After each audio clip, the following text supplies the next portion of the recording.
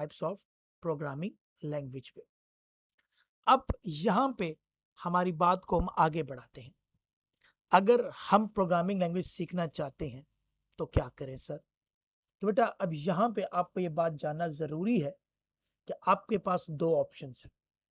वो दो ऑप्शंस से मुराद क्या है सर? बेटा अगर आप सॉफ्टवेयर इंजीनियर बनना चाहते हैं या प्रोग्रामर बनना चाहते हैं तो आपको प्रोग्रामिंग लैंग्वेज सीखनी पड़ेगी। लेकिन ट्विस्ट ये है कि प्रोग्रामिंग लैंग्वेज दो किस्म की है। कौन कौन सी? एक है लो लेवल प्रोग्रामिंग लैंग्वेज और दूसरी कौन सी है? High level programming language.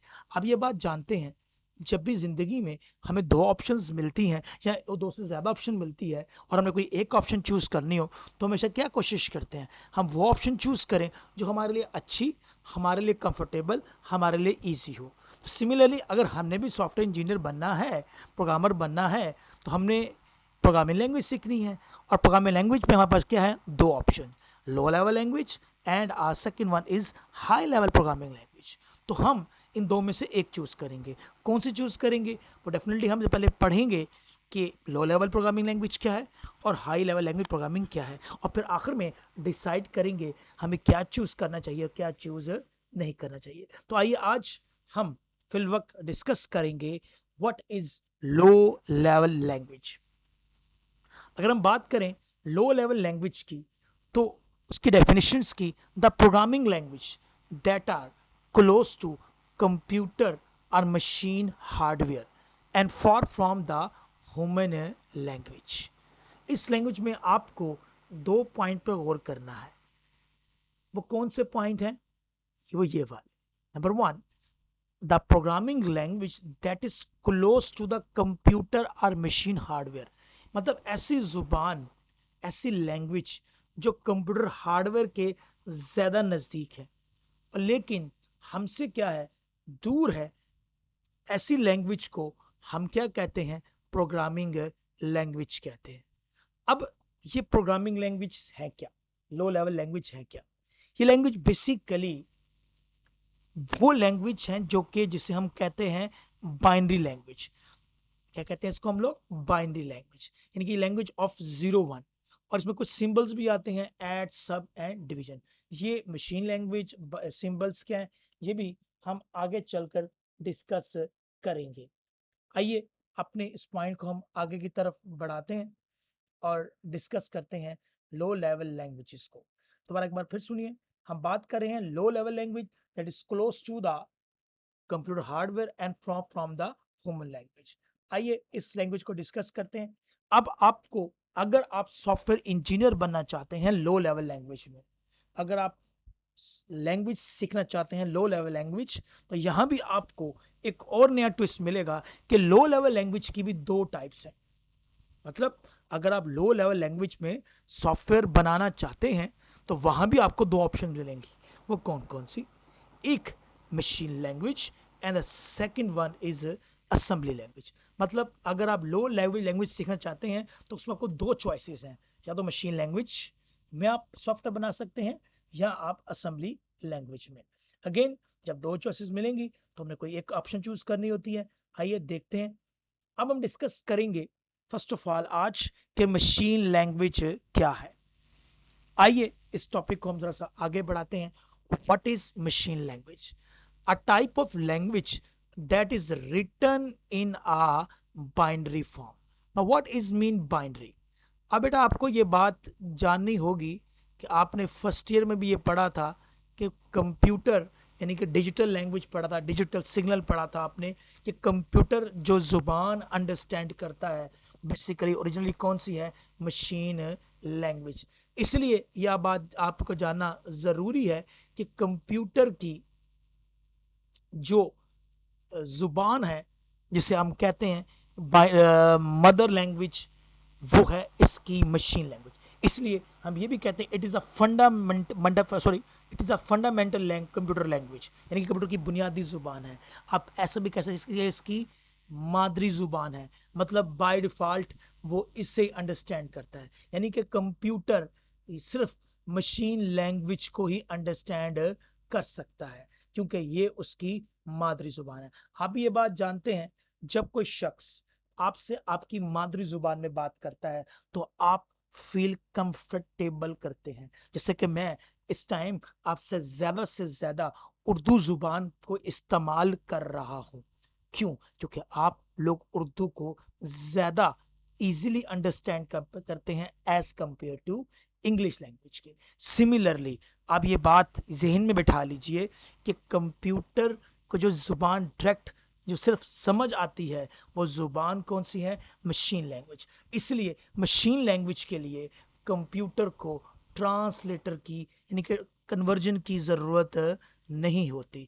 जो चीज आपकी मादरी लैंग्वेज में हो वो आपको डायरेक्ट समझ आती है क्योंकि कंप्यूटर के लिए मादरी जुबान है। और आप भी जानते हैं कि कंप्यूटर कंप्यूटर की जो लैंग्वेज जो बाइनरी लैंग्वेज है कंप्यूटर को जल्दी समझ आती है। इसलिए कंप्यूटर इसके ऑपरेशन को जल्दी परफॉर्म करता है क्योंकि उसे ट्रांसलेशन की जरूरत नहीं पड़ती।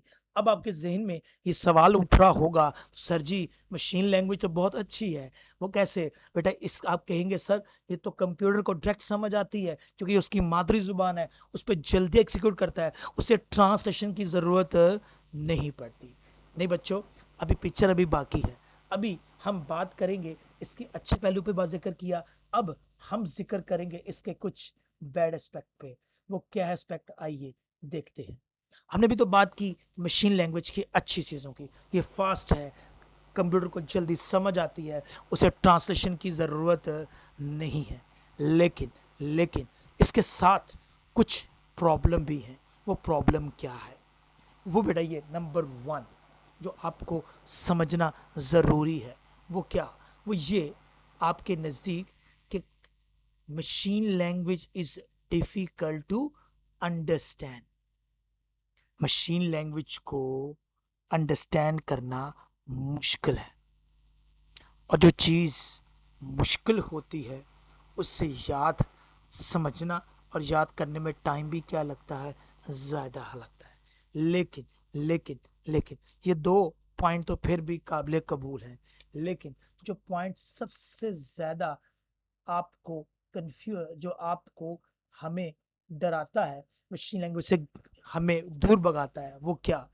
वो आप जरा गौर से सुनिएगा। वो पॉइंट ये है कि each computer has its on machine language. अब इस पॉइंट को आपने थोड़ा सा जरा गौर से समझना है। फर्ज कर लें आपके पास 2 कंप्यूटर्स हैं। अब ये 2 कंप्यूटर्स डिफरेंट कंपनीज या डिफरेंट, अगर आप टेक्निकल वर्ड यूज करें तो वो डिफरेंट आर्किटेक्चर्स के हैं। अब इससे हम आगे बात को बढ़ाते हैं। फर्ज करें कि इस कंप्यूटर वाले ने एक सॉफ्टवेयर बनाया, किस लैंग्वेज में? आपकी मशीन लैंग्वेज में। सिमिलरली इस कंप्यूटर वाले ने भी एक सॉफ्टवेयर बनाया मशीन लैंग्वेज में। अब आपके जहन में ये बात आ रही होगी कि फर्ज कर लें ये सॉफ्टवेयर अपने दूसरे दोस्त को देता है कि तुम अपने कंप्यूटर पे चलाओ। अब अगर वो सॉफ्टवेयर जो बना है, अगर दोनों दोस्तों की सेम मशीन है, सेम आर्किटेक्चर मशीन है, तो वो सॉफ्टवेयर एक कंप्यूटर से दूसरे कंप्यूटर पर चलेगा। अब इस बात को मजीद मैं आसान कर देता हूं कि हर कंप्यूटर की अपनी अपनी मशीन लैंग्वेज है। आसान वर्ड में ये कह लें, हर एक की अपनी अपनी लैंग्वेज है, अपने रूल हैं, अपने ही सिंबल हैं। अगर आप एक वाला सॉफ्टवेयर जो एक तो बड़ी अच्छी तरह चल रहा है, जब आप सॉफ्टवेयर दूसरे कंप्यूटर में लेकर जाएंगे तो हो सकता है वो सॉफ्टवेयर उस पर रन ना हो। क्यों ना रन हो? क्योंकि उसके अपने रूल्स हैं। इस तरह हमारे इंग्लिश के अपने रूल हैं, उर्दू के अपने रूल हैं, पश्तो के अपने रूल हैं, इसी तरह हर जुबान के अपने रूल्स हैं। इसी तरह आपकी हर मशीन लैंग्वेज, हर कंप्यूटर की मशीन लैंग्वेज अलग अलग है। इस तरह अलग अलग नहीं, अलग से बात, हर कंपनी के अपने अपने कंप्यूटर हैं, उन कंपनियों के अपनी अपनी मशीन लैंग्वेज है, तो वो सेम पे तो चलेंगे लेकिन दूसरी मशीन पर शायद वो एग्जीक्यूट ना हो। तो हम ये वर्ड यूज करते हैं, इसके लिए हम एक प्रॉपर वर्ड यूज करते हैं, वो क्या कि the program training machine language are machine dependent. अब आप ये बात अंडरस्टैंड कर गए मशीन वर्ड से मुराद क्या है, कि जिस तरह की मशीन पे बना है वो सिर्फ उसी तरह की मशीन पर चलेगा, दूसरी मशीन पर नहीं चलेगा।